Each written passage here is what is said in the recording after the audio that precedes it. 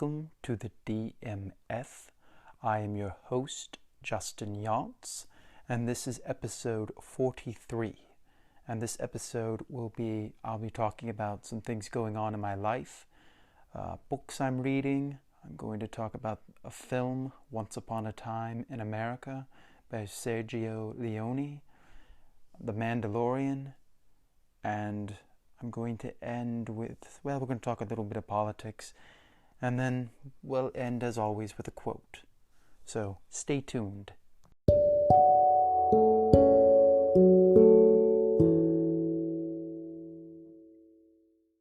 Well, the time has come for things to change. And one of the things I'm going to change is I'm going to be upgrading some of the equipment. And one of the things I've been looking at purchasing to add more depth and pristine quality to this show is I think I'm going to buy the new Shure MV7 microphone. I think that will add a great deal, and I think I might start using my recorder, an audio interface with perhaps an XLR mic, XLR cable, but I'm not sure. From what I've read, the Shure MV7 is pretty much the top in the USB microphone category. But the good thing about the Shure MV7 is it also contains XLR inputs. So you can use the USB mic, you can use it as a USB mic, or you can use it as an XLR mic. So, and the Shure MV7B has been the gold standard in podcasting. You can see it in Joe Rogan's show. It's been used by musicians to record. It's a standard. Apparently, originally, it started out as the microphone that they recorded Thriller with.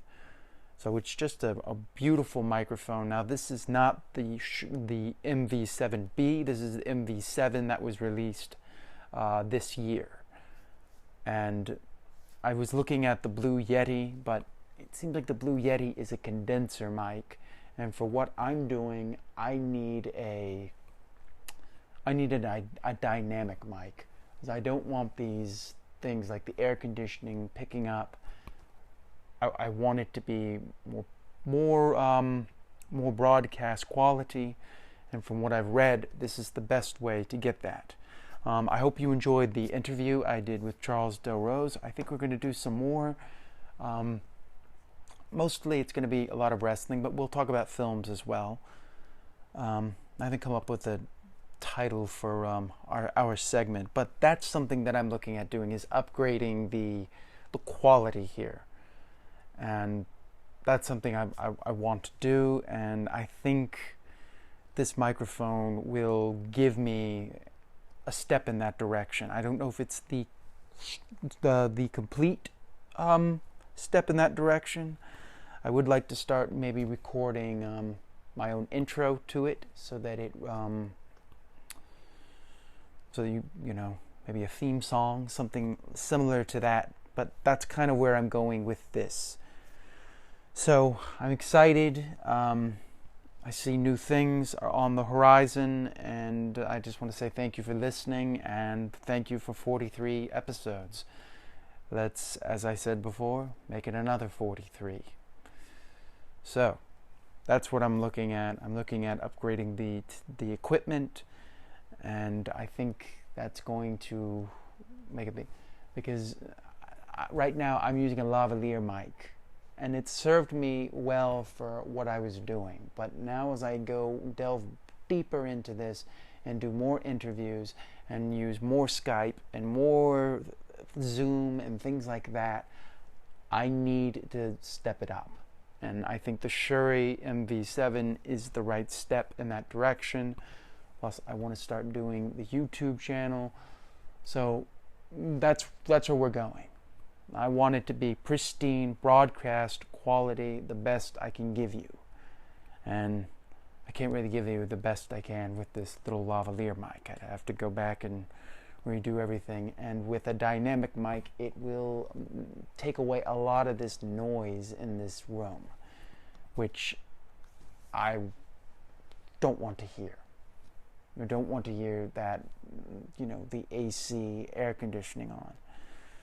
And I've been looking for a mic to do that. And I was a few seconds from buying the Blue Yeti, and then I came across the Shure MV7. I started reading about them. I was like, oh, this mic just came out now, and it's basically the gold standard right now. Some people think it's overpriced, but I think it's right for what I need it to be, and so that shall be happening soon. So get ready, because there will be a new step in quality with this podcast. With that, I turn it over to books I read. So, I found a new book. I've been talking about speed reading for quite some time here, and I finally found something that would actually push me to work harder in it and give me drills and make me work. A lot of the speed reading I see is like, do 20 minutes here, this, that. So I found this book called Breakthrough Rapid Reading by Peter Kump. And it's the best book I've read on speed reading, because it gives you drills. It forces you to keep, to go beyond your comfort level. You'll read for 3 minutes, then stop. Then you got to read 3 minutes again and try and pass that. Read 3 minutes again, past that, then try and do that longest section in 2 minutes, try and do it in 1 minute. Also, it tests you on comprehension. So I see a lot of benefits with this, and I'm very excited, and it forces you to, I got a book that, I had, but I haven't really looked at reading, and the book is called 101 Songwriting Wrongs and How to Write Them, and How to Craft and Sell Your Songs by Pat and Pete LeBoeuf. I think it's LeBoeuf. And it's an interesting book. They've worked with Patti LaBelle, Bobby Womack, Snoop Dogg, Michael Peterson, a lot of people, and it's a lot of interesting aspects of singing I did not know, and writing music I did not know. As opposed to writing from your head, write more from your heart, and demonstrating what the difference between the two. So that's a book I'm really enjoying, and I'm using that with the Breakthrough Rapid Reading, because Breakthrough Rapid Reading isn't really necessarily a book, but more of a workbook, and forcing you to do drills and to get better. The other book I'm looking at and I've been enjoying is Pam Grout's second book in the E series. It's called E Cubed, and it's 9 more energy experiments that prove manifesting magic and miracles through your full-time gig. And it's just as wonderful as her last book, and I really enjoy it, and it really puts a lot of things into perspective, and I'm thrilled I have it. And as I said, these are great books, so I recommend them, and try out Breakthrough Rapid Reading. And when we come back, I will talk about Once Upon a Time in America.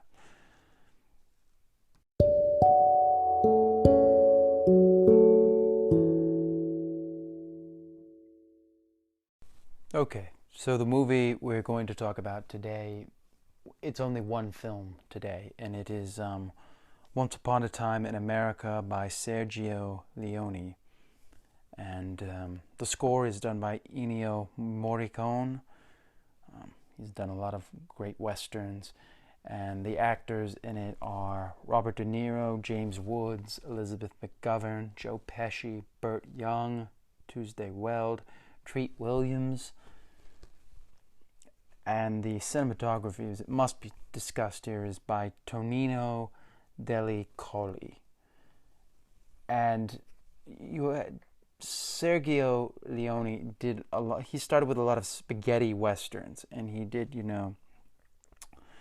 he did the Dollars trilogy with Clint Eastwood, A Fistful of Dollars, For a Few Dollars More, and The Good, the Bad, and the Ugly.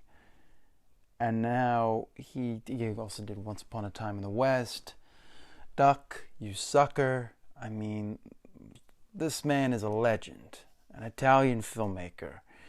And he did one of the great films that is almost underappreciated and not really understood because of unfortunate circumstances that made it so it couldn't be as good as it could have been. It's based on the Harry Gray's novel, The Hoods, and it's basically about Jewish gangsters in New York City and their rise to crime and kind of their fall. And there's a lot of things about betrayal and aspects like that.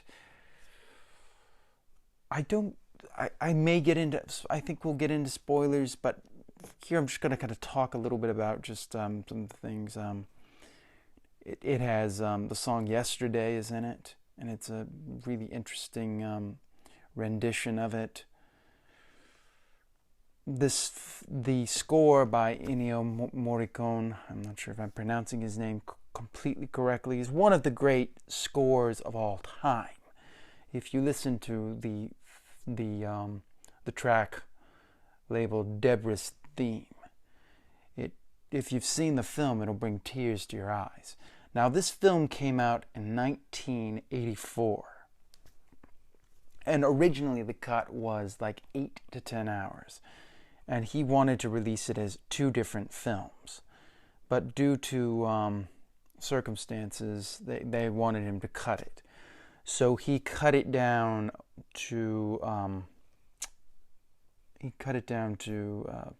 me see here.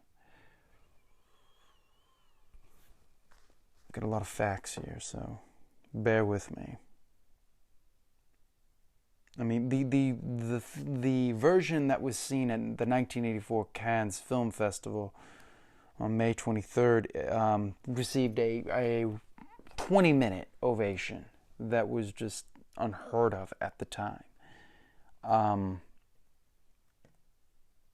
trying to find my notes on the thing. I believe the original theatrical cut was like 229 minutes. Something unfortunate happened. They changed the film. They re-edited it. When it came to America with a wide release, they were afraid of here's what I'm looking for. Yeah, they were afraid because it was originally 269 minutes. It was 4 hours and 29 minutes. That's what premiered at Cannes. That's the film that people loved. Then he cut it down to 229 minutes. This was the version that was shown in like European cinemas, because they were afraid that it was too long. Then, in the United States, they cut it to 139 minutes. And they put all the things, because it's taken, there's a lot of different sequences. It bounces around with different time periods. At one point it goes to 1968. At one point we go back, way back before that. And we're looking at all these different time periods. And what they did, which is almost a sin and completely different from what the Europeans got, was they gave them a non-chronological story to it. Well, it did not work. People hated this film. Hated it.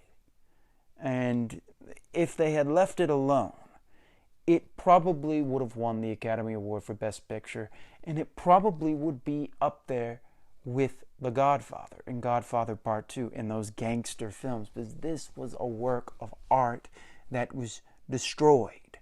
And it's very upsetting to me to see that. Because it just, it reminds me of the Magnificent Ambersons. And if you've ever heard about the Magnificent Ambersons, this was a film done by Orson Welles, and they cut it out and ruined it and made it horrible. And he said if they just left that film alone, it probably would be better than Kane, Citizen Kane. But that's what happened. Now, a good thing did happen. They tried to restore it, and they restored it to they restored it to like 251 minutes. Now, we didn't get the 269 minutes, which is what I want to see, which we still haven't gotten that yet. But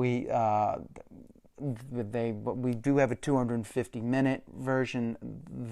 They did say that there was a 269 minutes had been found, but it doesn't seem like that hasn't really been. It really only runs at 251 minutes. So we kind of get 250 minutes. And that's the version I just watched before, reviewing this. And it's such an amazing film. And I recommend you see this film immediately. And actually, no, it wasn't even nominated for an Academy Award. That's unfortunate. It was nominated for the British Academy of Film Awards. I don't know, would that be the BAFTAs? Is that the BAFTAs we're talking about here? Yes. So the BAFTAs did nominate it. America didn't, because we got this horrible version of it. But the score is just so beautiful to hear, and it brings tears to your eyes when you hear it. This is one of James Woods' best performances. Robert De Niro is great in this. Elizabeth McGovern's in this. This was actually the debut film of Jennifer Connelly as a little girl. She's in this. She's great. Treat Williams, Danny Aiello is in it. William Forsythe. So many great actors. It really talks. The film is really about betrayal and what it's like in America. I mean, like it says, once upon a time in America. It explores friendships from childhood. Talks about love, lust, greed, betrayal, loss. Fractured relationships. And you get the rise of the mob, and it's just a beautiful film to watch. I'd like to talk about spoilers, so I'm telling you right now, I'm saying spoilers, and I'm going to wait 15 seconds this time before I start talking, because I do not want to ruin this film for you. So, here we go. You have been warned. Spoilers.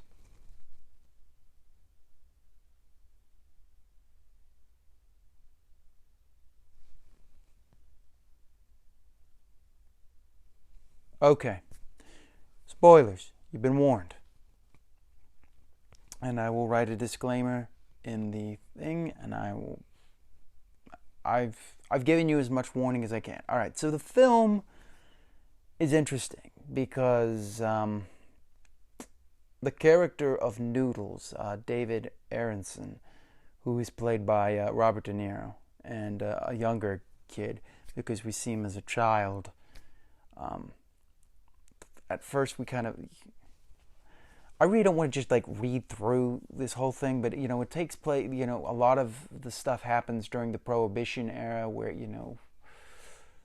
alcohol was illegal, so that was the big thing. People, at one point, there was cocaine in the 80s. Well, this was Prohibition. Alcohol was the big thing, and we had the ending scene. To me, is James Woods' character betrays Noodles. Noodles thinks he's dead. He kind of faked his death, and he's become a politician. And he's with his girl that he wanted to be with. I mean, pretty much took everything from him and left him with nothing but pain. And he gives him a gun. He says, he wants him to kill him because somebody's going to kill him anyways, because he's involved in some situations, and he gives him a way out. And Noodles says, he kind of comes to the realization that the person that he knew is dead. This isn't that person anymore. And he kind of he lets him go. And then he walks out of the mansion, and he sees, we see a garbage truck, which is a little nod to Jimmy Hoffa. People believe that Jimmy Hoffa, there was a garbage truck in front of his house. And so he goes outside and he looks at it, and it's just off. And then we see a guy coming over as the garbage truck is moving. And it looks like it's James Woods' character, but we don't know. And James Woods has actually said in interviews that he didn't actually film that scene. They filmed somebody, so it's meant to be like kind of out of sequence.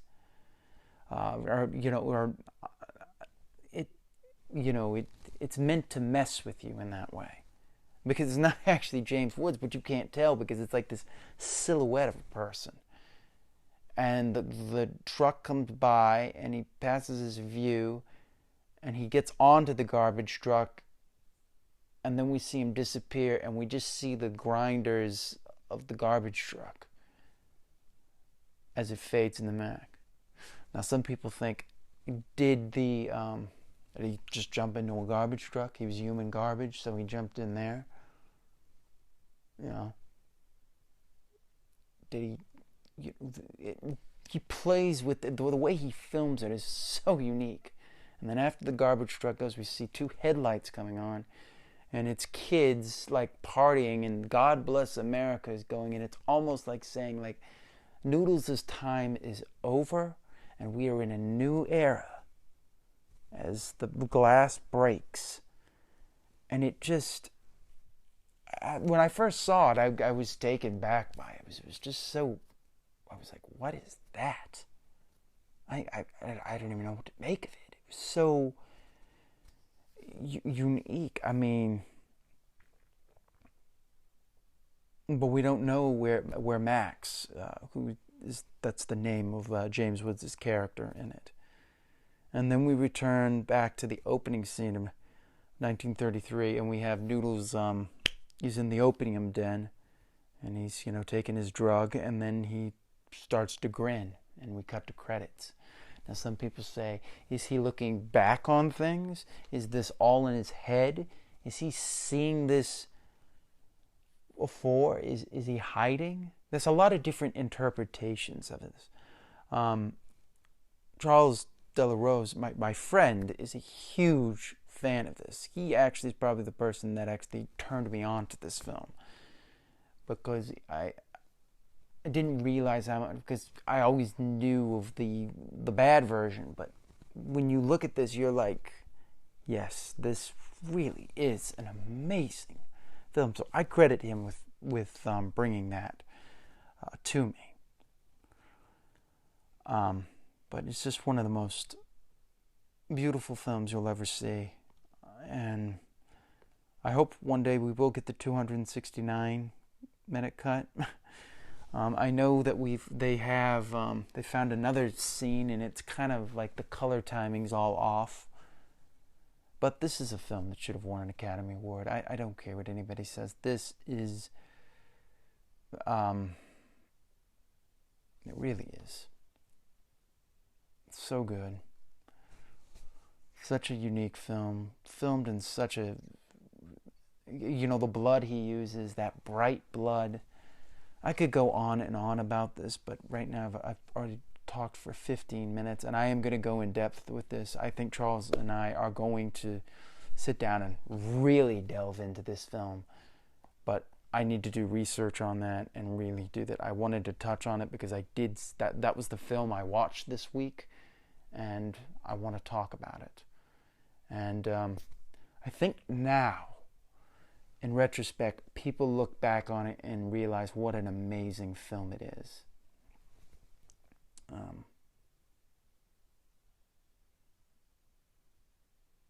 And it's interesting. I'm just reading this in the DVD commentary. The film historian and critic Richard Schickel states that opium users often report vivid dreams, and that these visions have a tendency to explore the user's past and future.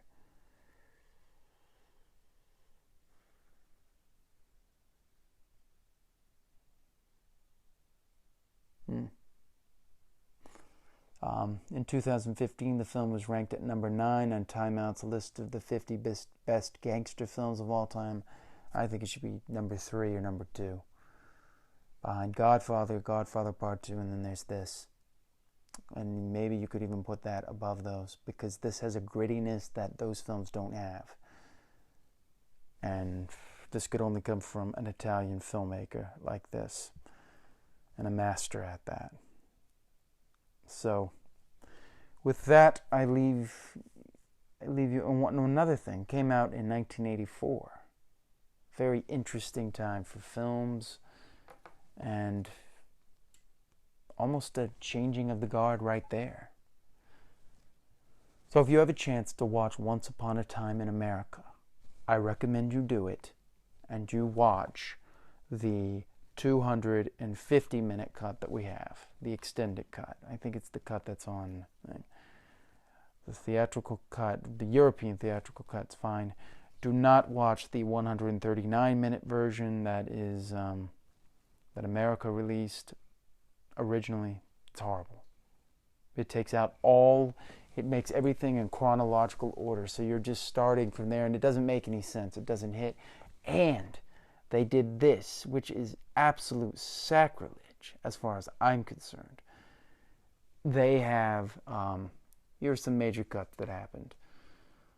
There's a lot of cuts in the childhood sequences. So they make the 1933 stuff is more prominent. Noodles' 1968 meeting with Deborah was excised. This is the infamous rape scene, which adds a lot of depth to his character as to who he is. My friend argues that this isn't as accessible as Godfather, and that might be part of it too, but I think people can handle this.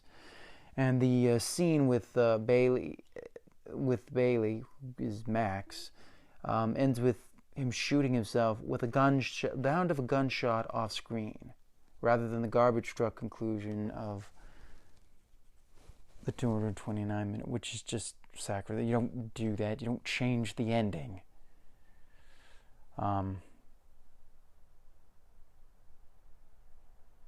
They're trying to get the 269. So they were going to show it at Cannes, but the restored film was pulled from circulation, pending that I guess they need more work on it. So with that, we'll talk about the Mandalorian and a little politics. So thank you.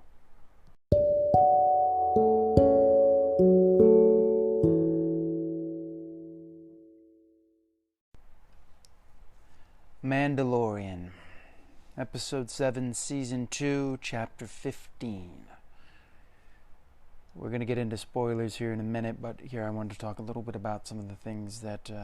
So Rick Famuyiwa, he's done some interesting films, though. He did one of my favorite films, Talk to Me, with Chiwetel Ejiofor and Don Cheadle, playing Peter Green,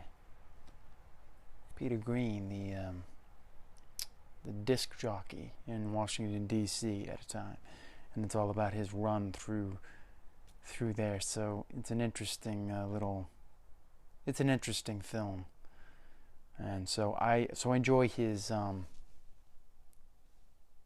I enjoy his work. Let me just, before I go to spoilers, let me just make sure that he's also he did Brown Sugar. He did the film Dope. That's a great film. That is with Zoe Kravitz is in there. Interesting. I didn't know he did Dope. That's cool to know. So yeah, he's done a lot of great stuff.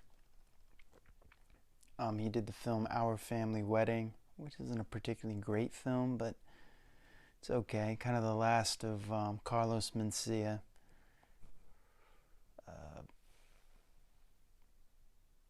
The Lost. Did a film. Oh, that's a short film. And then he did the film. His first film was The Wood. So really well-skilled director, and he's actually from Hawaii. So interesting stuff here. Yeah, I like his work. Let's get to The Mandalorian. There's no way else to talk about this without talking about spoilers. So spoilers, it's just going to be 5 seconds here because I gave you 15 for Once Upon a Time. And here we go. So, Cara Dune is back. That's good to know. So the Mandalorian is searching for.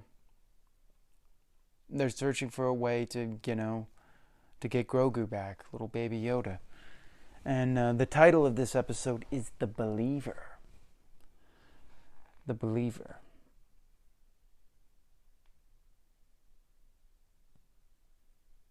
Yeah, and Baby Yoda is not in this episode at all.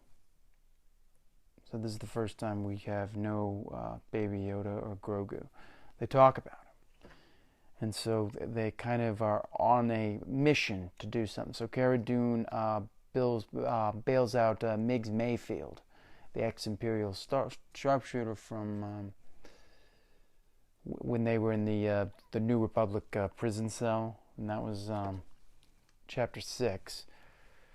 So he's being released to help them because he can get into the Imperial ships, and they're trying to get Grogu back. And he tells them about a little mining area on a little planet, and they're in Slave One. Remember, the Razor Crest has been destroyed.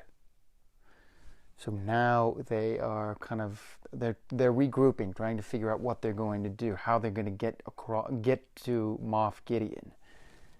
And so they kind of go in. They got to sneak into this field of. So they visit. I'm trying to get the exact name right of the planet. There's so many planets here.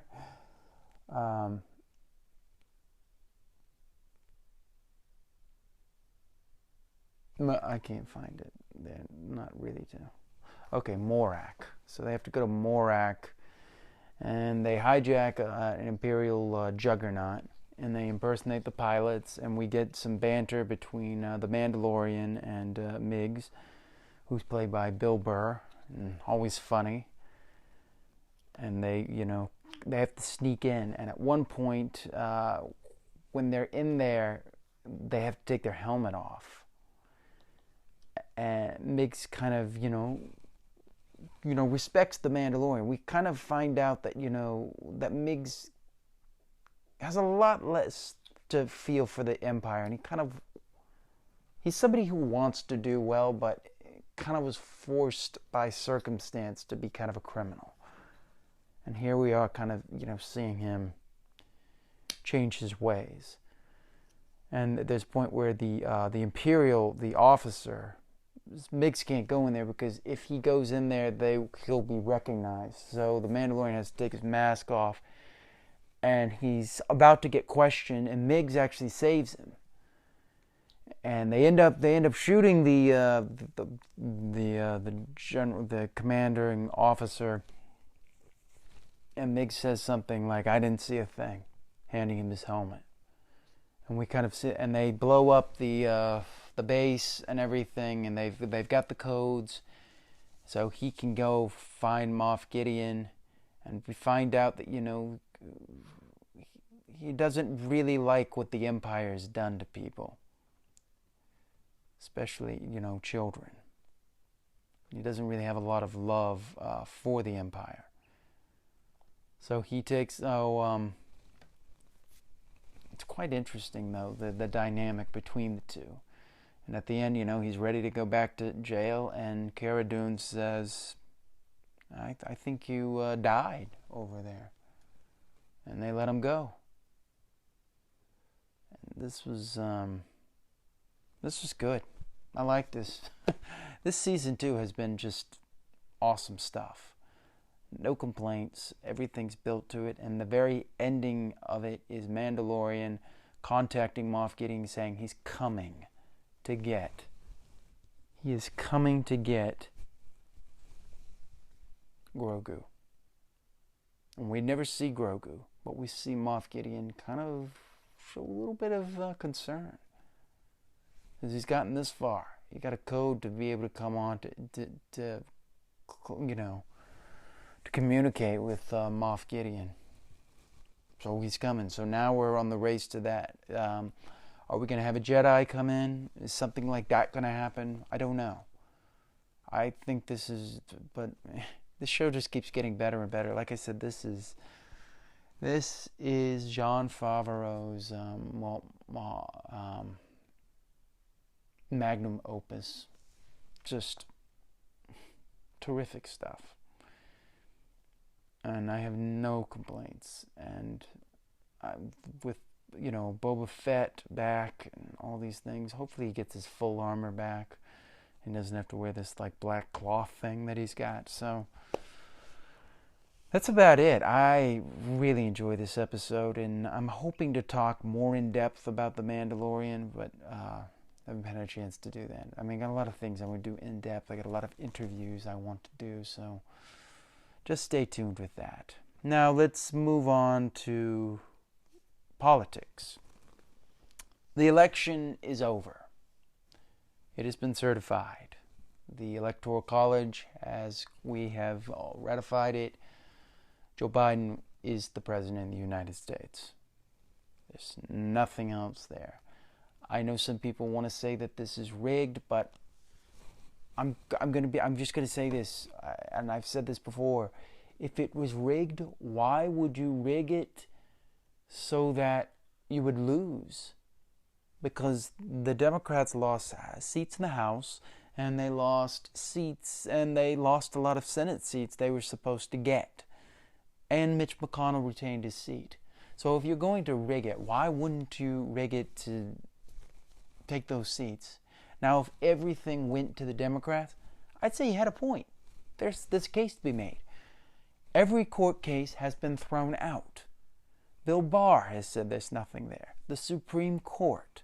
These are all people that were elected, a lot of these people were put in positions of power by Trump himself, and they can't see anything there. There's nothing there. I know it's hard for some people to accept, but there is nothing. There's nothing there. It's over.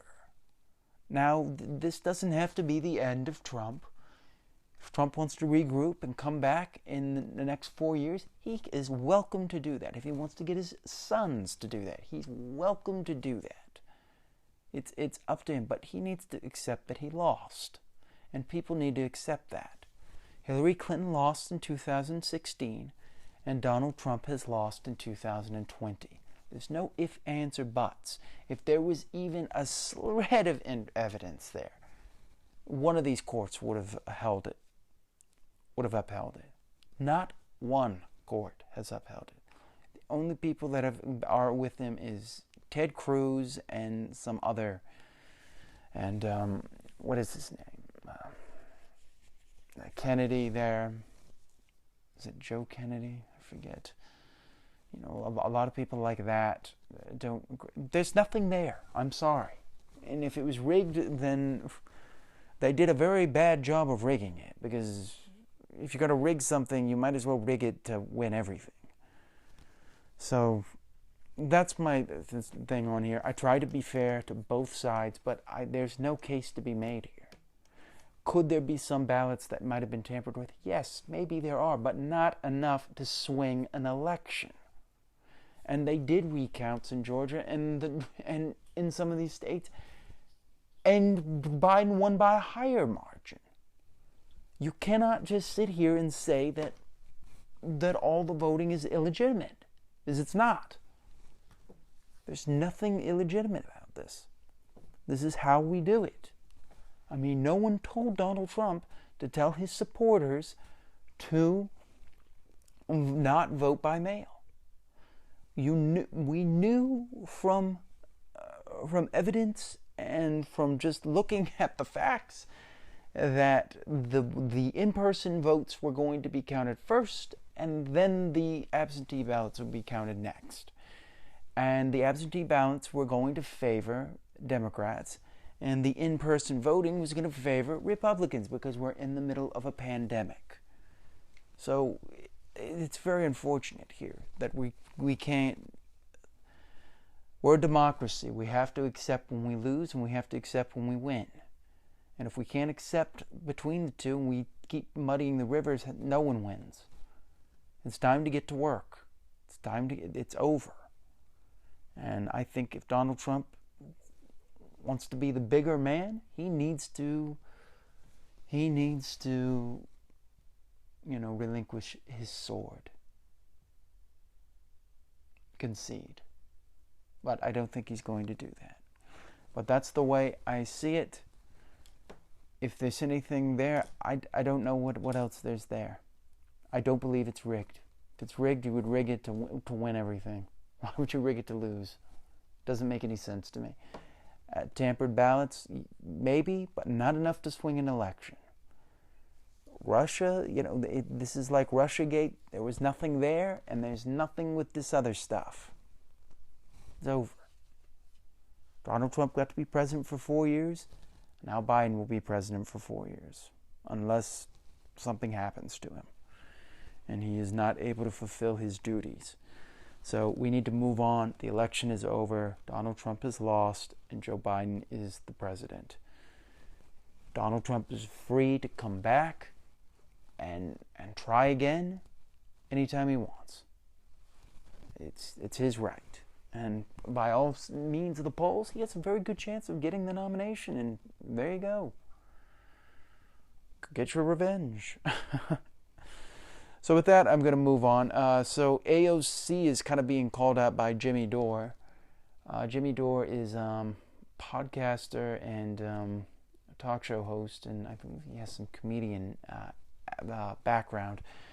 And he is calling out a lot of the so-called progressive Democrats for not actually being true progressives, not forcing their hands. He's saying that they should withhold their vote of Nancy Pelosi being Speaker of the House unless Medicare for All gets a vote on the floor. And AOC and them are pushing back, but a lot of progressives kind of feel like, if we have this vote, even if it loses, it's a win, because we see who stands for what and who stands for what. Are you for or against it? That's what we'll find out. And we're only going to find that out through voting, through the votes. We'll know who in the House actually supports it. So I think it's a good idea. So let's see if that happens. I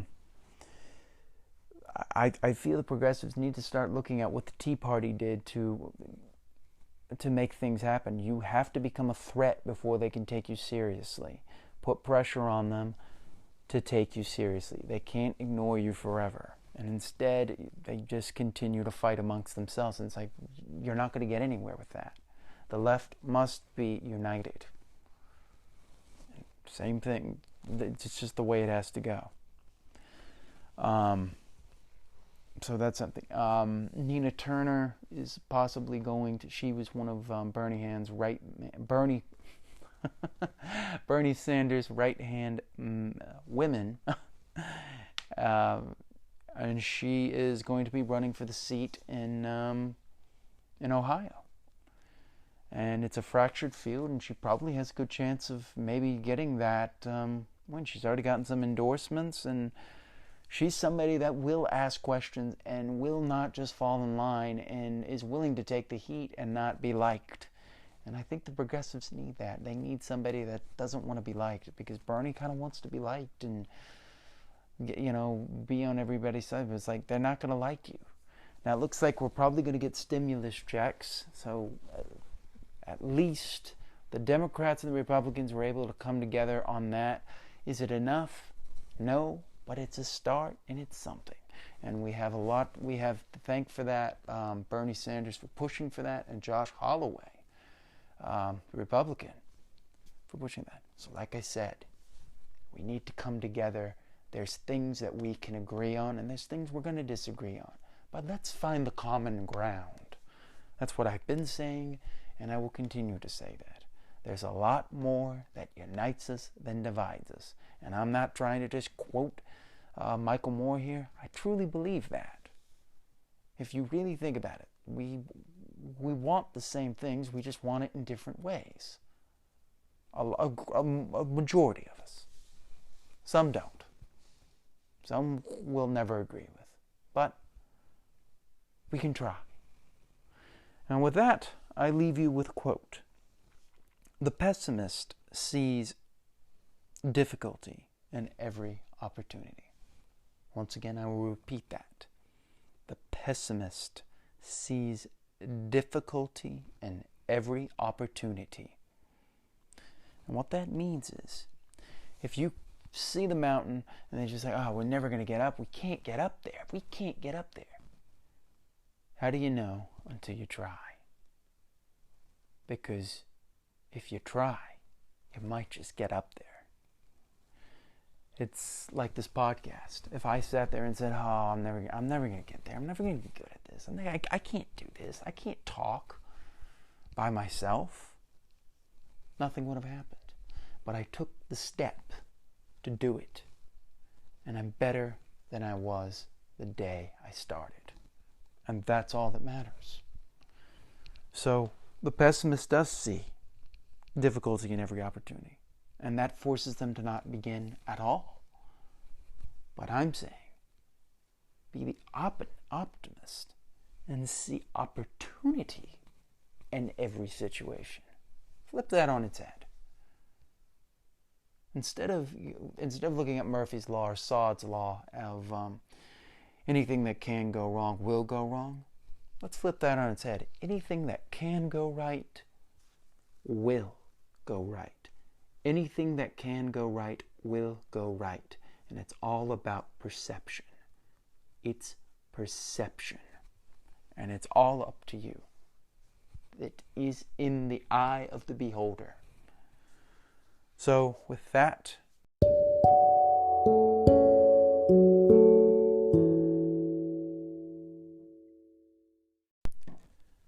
okay, I don't normally do this, but I just finished watching The Mandalorian, the last episode, and before I put this episode out, I wanted to tack this on because it just came out, and I'm giving you my exact thoughts of how I feel right now after watching it. So, spoilers. Well, before I get into that, this is probably one of the best episodes of The Mandalorian, and to me, this show has pretty much started to reach the Game of Thrones levels of giving you what you want as a fan and what you want to see in a show. So if you aren't watching The Mandalorian, I recommend you watch it right now because it is the best show. I think it's the best show of the year. I haven't seen The Boys yet, so I can't, but if you are a Star Wars fan, this is what you have wanted for years. A lot of people were disappointed with the last trilogy. This is almost like redemption for that, or vindication in some ways. This is it. And this episode sums up everything you want for a lot of us as Mandalorian fans. I don't have any notes right now. I've just come right out of watching it, so I'm going to give you my exact thoughts of how I feel about it right now, because it just ended, and it is exactly Thursday, 4:44 a.m. But I have to do this now. So here are spoilers. You have been warned.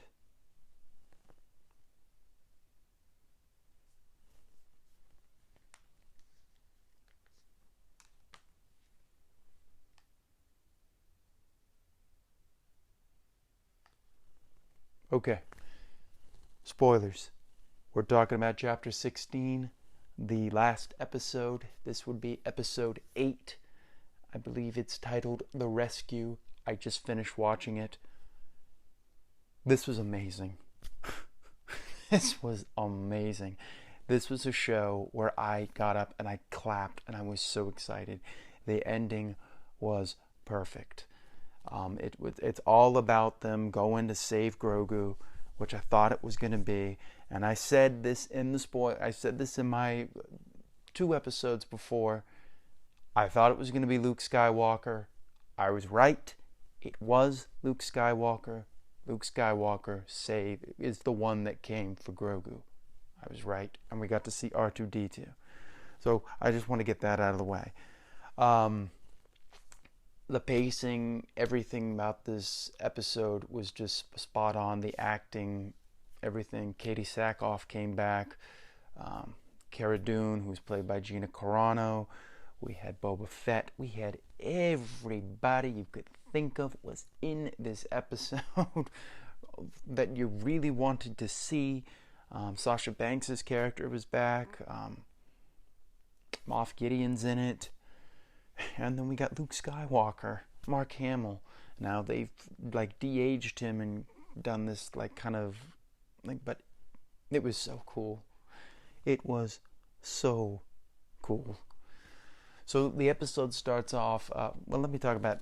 See, I'm like all scatterbrained right now because I just finished watching it and I'm so excited because this was the best show. This is the best episode I've seen in a very long time. It's almost starting to feel like Breaking Bad, where you're just like, wow, they're not blowing this. They keep doing better things. Peyton Reed is the one who directed this. He is Jon Favreau wrote this episode. Peyton Reed has done Ant-Man and Ant-Man 2, and I believe he's doing Ant-Man 3 as well. And this is just great stuff. When they had the Dark Troopers in there, they had kind of like nods to like the Terminator and the way it moved and everything. It was a great little face-off. So the episode is basically them.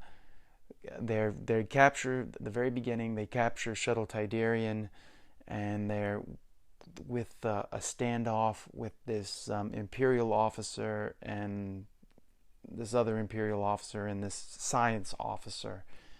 And Cara Dune comes in there, and the other girl that's with Boba Fett, I still don't know her name, and he shoots the other officer, and he starts bringing up Alderaan, and then Cara Dune, kills him, and they're gonna board this ship and use it to go. So they go back there to the planet with Katie Sackhoff's character, Bo-Katan, I think is her name.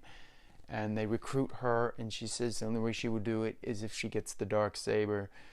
And he says, you can have whatever you want. He just wants the kid, the Mandalorian. So they go off. They kind of stage a little thing where they're going to, where Slave One is like attacking them, but it's all a diversion. To get onto the ship, the big ship that Moff Gideon's on. We see the, sorry about that. I thought that might make a noise, but I'm not sure. We see the the TIE fighters, and we see them all shooting out and see the interior of the ship. It's so cool. They get on the ship, they shoot everybody, and then the Mandalorian is sneaking in, trying to find him, but they're loading up the Dark Troopers, and he comes across the Dark Troopers just as they're about to like come out, and he shuts the door. One of them comes out, and he's fighting this one, and his weapons do nothing. He tries burning him, he tries doing that, and this machine just starts punching him in the face. Then he eventually uses the spear, and that kills him, and then he jettisons all the Dark Troopers. Now all the others have taken the bridge, and Moff Gideon is waiting with the Darksaber with Baby Yoda Grogu, and he recognizes him immediately. And so he says, "You can go. You can take the kid." But then he attacks him. He fights him. So the Mandalorian and Moff Gideon fight. The Mandalorian is able to defeat him, and then he brings him onto the bridge with the kid. But Moff Gideon reveals that the Darksaber now belongs to the Mandalorian, and he can't just hand it over. And in order for Katie Sackhoff, Bo-Katan's character, to have she has to defeat him in battle. And he's just like, just take it. And he won't take it, And then we find the Dark Troopers are all coming back, and there's like 40 of them. And then we see the greatest thing ever. A TIE fighter, an X-Wing boards. And at this moment, I was like, it must be Luke Skywalker. And then we see him. We see a cloaked figure and a green lightsaber, and he just starts cutting up all the Dark Troopers, like just destroying them, like Rogue One. Darth Vader was so cool. At one point, he uses the Force to destroy the thing. And as this is going on, Grogu is putting his hand on the screen because he knows who that is. And he knows who that is. So after this huge battle, the Mandalorian is like, open the doors, and like, what, are you crazy? We're not opening the doors. So he opens them anyway, and the figure comes out, takes his hood off, and it is Luke Skywalker, Mark Hamill, in some de-aging and everything. And then we see, and he says that the child must come with him so that he can be trained.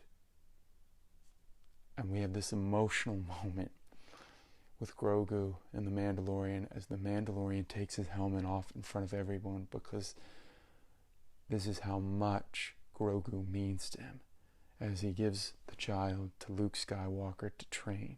And we see R2-D2 come out, and they use a new music that they've never used before. So Ludwig Göransson, who did this score, he used tones that he's never used, and it's such a sympathetic scene.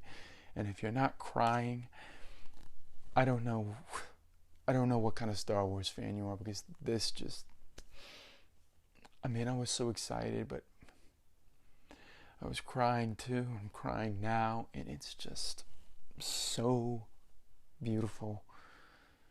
And then the last shot is him with his helmet off as Grogu is going off with Luke Skywalker, and they shut the doors, and we see Peyton Reed directed this, and he deserves so much credit for doing this episode. This is just,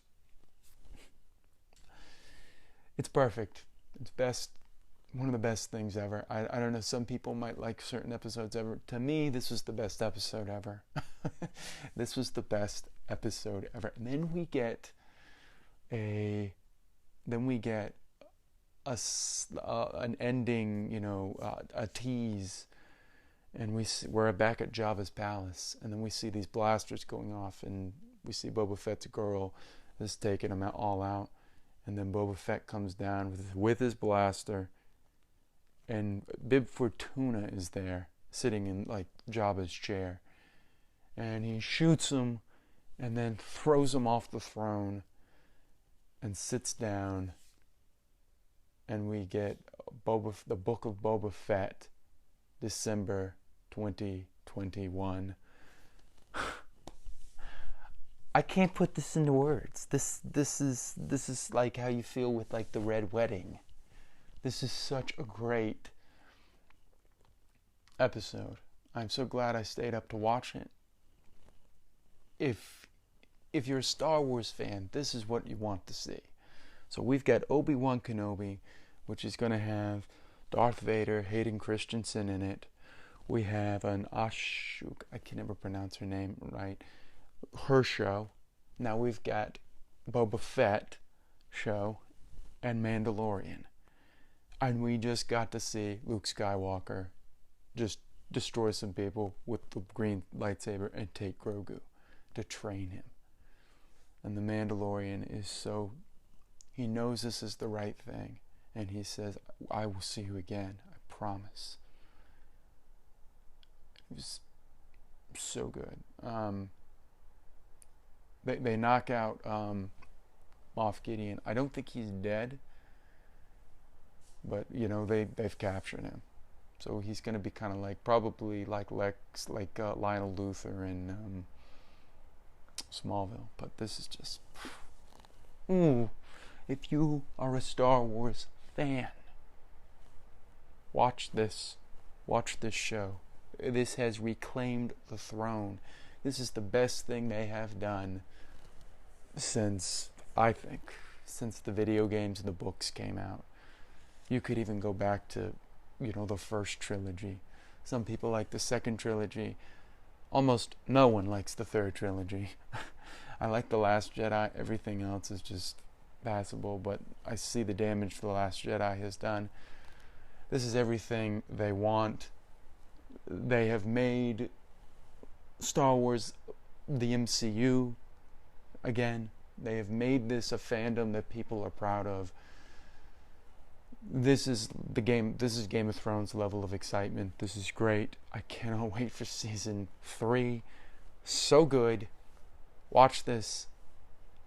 Best thing ever they've done in Star Wars, and I am just so floored. I don't have any complaints. All I've got to say is just watch the episode. So good. And with that, I will bid you adieu. I want to say thank you for listening. And as always, you can reach me at my handle, Justin Yance, at Yahoo. Wait, no, that's not it. Well, you could reach me there. Justin Yance. Anything at Justin Yance you'll find me at. So, I want to say thank you. And watch The Mandalorian. I had to tag this on at the end of this episode. This will be out on Friday. And I will see you next time on the DMF.